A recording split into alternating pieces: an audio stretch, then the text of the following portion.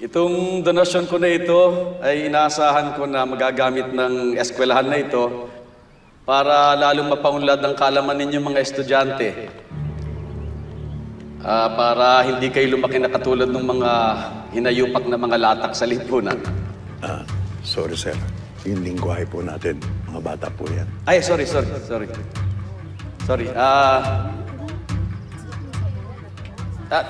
Gusto ko lang kasi na tumatak sa utak ng mga bata na ayaw ko talaga ng tamad tsaka ng walang silbi, ng mga bobo.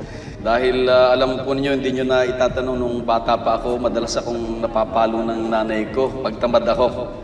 Kaya nasanay ako na marami akong ginagawa. Yan ho ang pinakamalaking kalaban natin, yung katamaran.